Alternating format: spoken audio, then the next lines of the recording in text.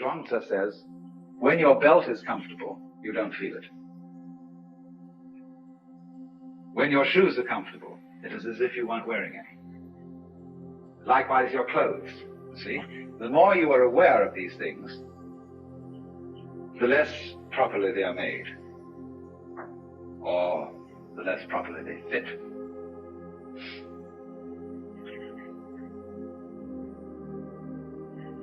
But we raise an objection to this, a very simple objection. If I don't know I'm there, I seem to be missing everything. We want to know that we know. If we're happy and we don't know we're happy, we might just as well not be happy. To be happy and to know that you're happy is really the overflowing of the cup of life. Of course, the penalty for that is to be miserable and to know that you're miserable. Some people are miserable without knowing it. But, you know my limerick, there was a young man who said, though it seems that I know, what I would like to see is the I that knows me when I know that I know that I know. Now this is the great human predicament. The development of self-consciousness, the development of the possibility of reflecting upon one's own knowledge. And this is simultaneously a blessing and a curse. And Taoism does not escape this problem. And it doesn't avoid this problem, it deals with it. But it doesn't deal with it obviously. So we get back to this fundamental verse about the nature of THRU. What is highly virtuous is a virtue that is not conscious of itself as virtue. The moment it's conscious of itself as such, you see, it fails.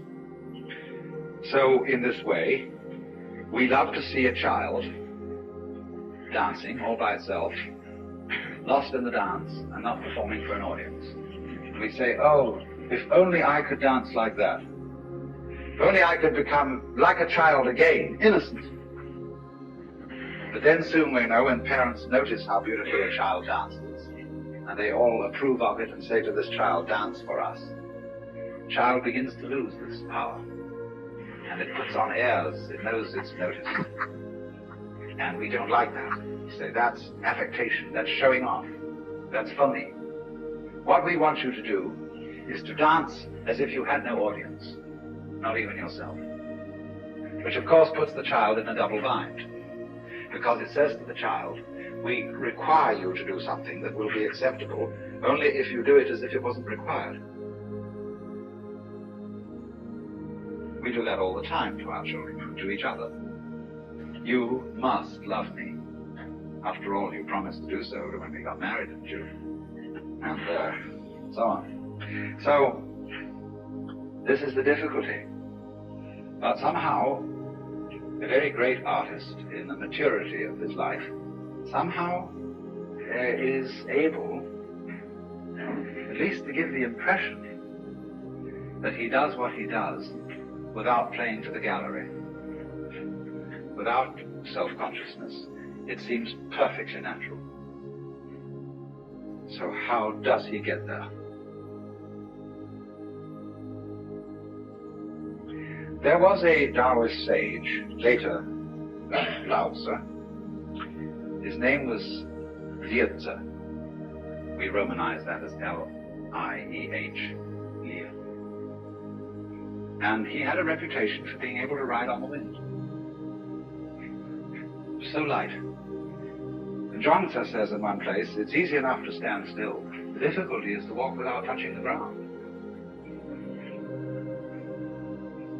Because in the state of being in accord with the Tao, there is a certain feeling of weightlessness, parallel to the weightlessness that people feel when they get into outer space or when they go deep into the ocean. This is, of course, connected with the sensation that you're not carrying your body around. I described this morning the sensation that an expert driver has when he really is with it in a car, that the hill lifts him up and drops him down the other side, that he and the road are all one process. And that's equivalent to the sense of weightlessness. And so this is connected to, this is the inner meaning of ZEN, riding on the wind. When Suzuki was asked, what is it like to have Satori? He said, it's just like ordinary everyday experience, except about 2 inches off the ground. So we say in our own songs, walking on air, never a care, something is making me sing, tra-la-la-la, like a little bird in spring. What is this then, weightlessness? It means, of course, partly that you're not moving around in constant opposition to yourself.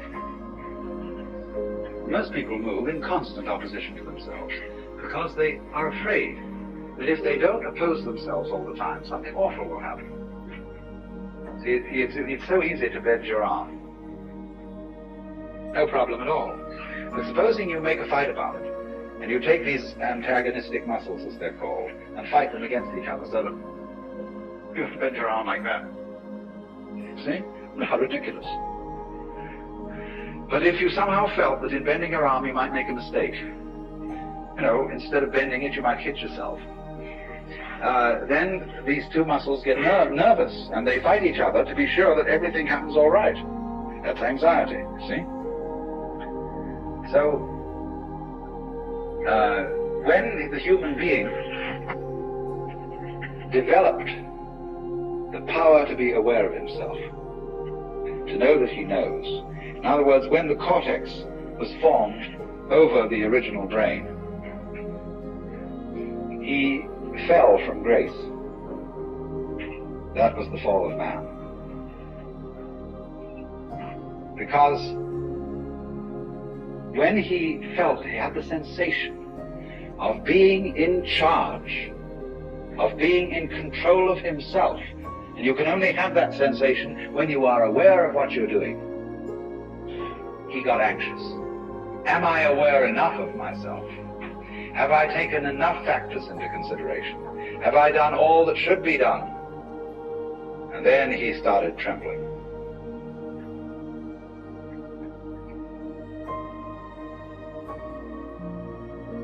This was the fall of man, of course. This is what is meant. The Lao Tzu says, when the great Tao lost, there came duty to man and right conduct. In other words, nobody talks about how you ought to behave unless things have gone radically wrong. There wouldn't be any conception of faithful ministers of the state unless there were a lot of lousy politicians around. No one would talk about filial piety unless there were wayward sons and daughters. So there is constantly in the tradition of Taoism the idea that all moral preaching is confusion. There's a marvelous case of this in the Zhuangzi book, where there's an alleged conversation between Confucius and Lao Tzu, in which Lao Tzu asks Confucius to explain to him what is charity and duty to one's neighbor. And Confucius gives him a little sum, being giving up one's self-interest and working for others.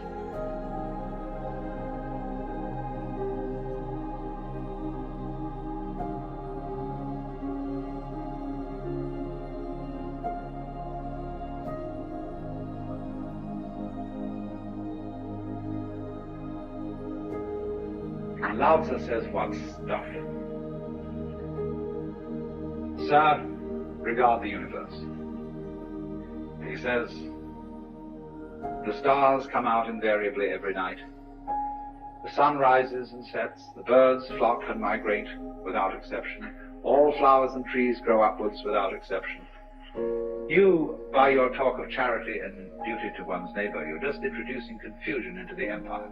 Your attempt to eliminate self is a positive manifestation of selfishness. You are like a person beating a drum in search of a fugitive. The modern equivalent of that would be the police car about to raid a bad nightclub and coming with its siren full on, see? And everybody in the club gets out. So, all talk about selfishness, all talk about success in becoming virtuous, or enlightened, or integrated, or non-neurotic, or self-actualized. Let's use all the terms that are being used. All this talk attests to the fact that it hasn't happened, and will in fact get in the way of its happening. A person who thinks all the time has nothing to think about except thoughts. So he loses touch with reality and lives in a world of illusions. By thoughts, I mean specifically chatter in the skull, perpetual and compulsive repetition of words, of reckoning and calculating. I'm not saying that thinking is bad. Like everything else, it's useful in moderation. A good servant, but a bad master. And all so-called civilized peoples have increasingly become crazy and self-destructive because through excessive thinking they have lost touch with reality. That's to say, we confuse signs, words, numbers, symbols, and ideas with the real world. Most of us would have rather money than tangible wealth, and a great occasion is somehow spoiled for us unless photographed. And to read about it the next day in the newspaper is oddly more fun for us than the original event. This is a disaster. For as a result of confusing the real world of nature with mere signs, such as bank balances and contracts, we are destroying nature. We are so tied up in our minds that we've lost our senses. Time to wake up. What is reality? Obviously, no one can say, because it isn't words. It isn't material, that's just an idea. It isn't spiritual, that's also an idea, a symbol. Reality is this.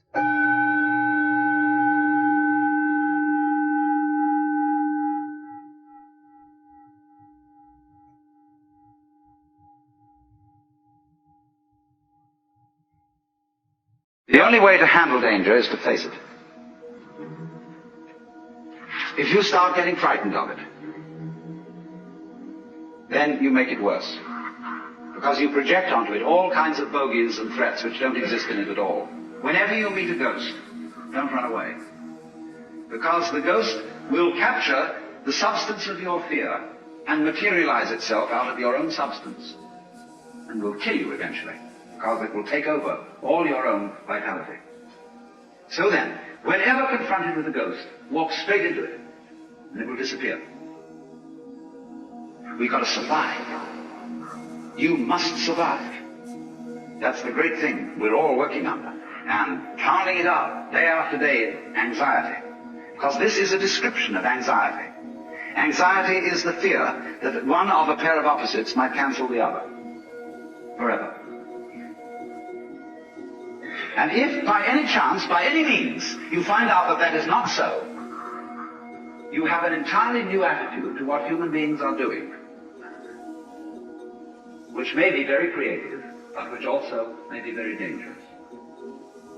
You see through the game. You are only just kidding that you're just poor little me. See, the function of a guru, that is to say a spiritual teacher in India, is to give you a funny look in the eye. Because you come to him and say, Mr. Guru, I have problems. I suffer and it's a mess and I can't control my mind and I'm miserable and depressed and so on. And he gives you a funny look. And you feel a bit nervous about the way he looks at you. Because he's reading your thoughts. This man is a great magician. He can read everything that's in you. He knows right down into your unconscious, and you know all the dreadful things you've thought, and all the awful desires you have, and you're rather embarrassed that this man looks right through you and sees them all. But that's not what he's looking at. He's giving you a funny look for quite another reason altogether. Because he sees in you the Brahman, the Godhead, just claiming it's poor little me. That's why he gives you a funny look. And why he seems to see right through you. As if to say, Shiva, old boy, don't kid me. I know who you are. But you're coming on beautifully in this act. That you're somebody else altogether. And I congratulate you, you're doing a wonderful job. Playing this part, which you call the person, my person. So, it's all very well. Anybody can have ecstasy. Anybody, as a matter of fact, can become aware that he is one with the eternal ground of the universe. But since that's what you are anyway, I'm going to ask, so what? When a hero goes on an adventure, and he leaves his people, and is going to a strange land, he can go away and just hide himself round the corner in an obscure house, and then appear a year later and say, I've been on a heroic journey, and tell all sorts of tales. And they say, prove it. Because they expect him to bring back something which nobody has seen before. Then they believe you've been on a journey. So in the same way, exactly, anybody who goes on a spiritual journey must bring something back. Because if you just say, oh man, it was a gas. Anyone can say that. Now this is why in the doctrines of Buddhism there is a differentiation between two kinds of enlightened beings. They are both forms of Buddha, which is to say the word Buddha means somebody who has awakened, who has discovered the secret behind all this. In other words, all this thing we call life with its frantic concerns is a big act,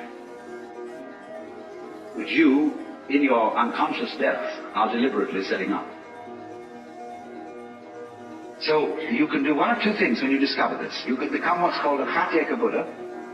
That means a private Buddha, who doesn't tell anything. Or you can become a Bodhisattva.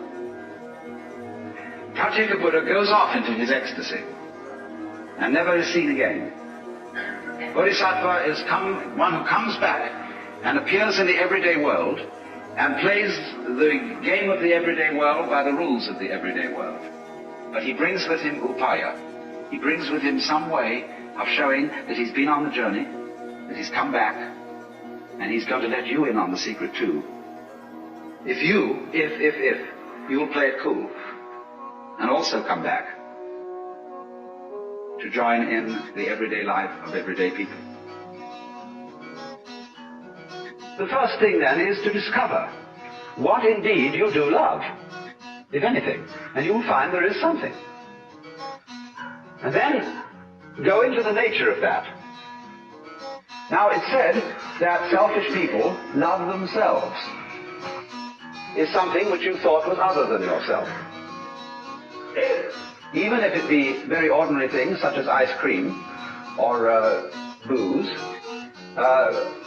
in the conventional sense, booze is not you, nor is ice cream. It turns into you in a manner of speaking when you consume it, but then you don't have it anymore.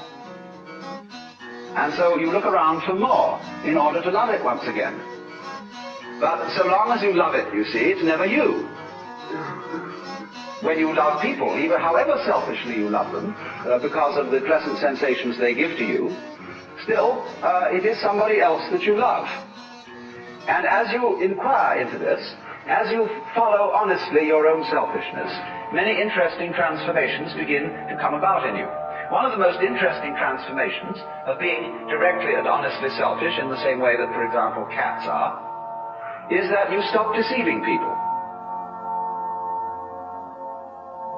If what you define as you is inseparable from everything which you define as not you, just as front is inseparable from back, then you realize that deep down between self and other there is some sort of conspiracy.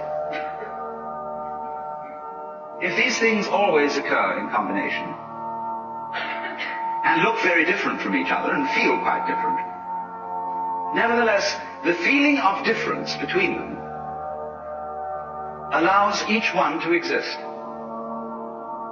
And so underneath the opposition or the polarity between self and other, or between any other pair of opposites you can think of, there is something in common, as there is, for example, between figure and background.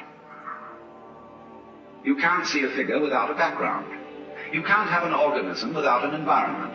Equally, you can't have a background without a figure, or an environment without organisms in it, or without things in it. You can't have space, which is unoccupied by any solid. You cannot have solids not occupying some space.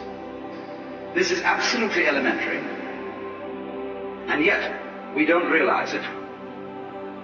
Because, for example, the average person thinks that space is nothing. There is just a sort of not there-ness in which there are things.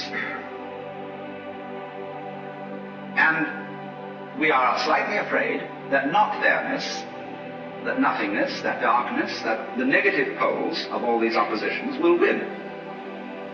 That they will eventually swallow up every kind of being and every kind of there-ness. But when you catch on to the game, you realize that that won't happen. Because what is called not existing is quite incapable of being there without the contrast of something called existing. It's like the crest and the trough of a wave. You can't have a wave that's all trough and no crest, just as you can't have a wave which is all crest and no trough. Such a thing has never been manifested in the physical universe. They go together.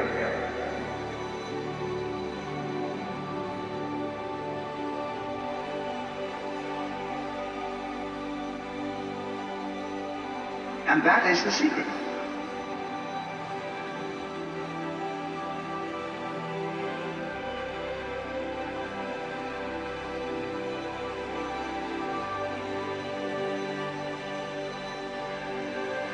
There really is no other secret than that.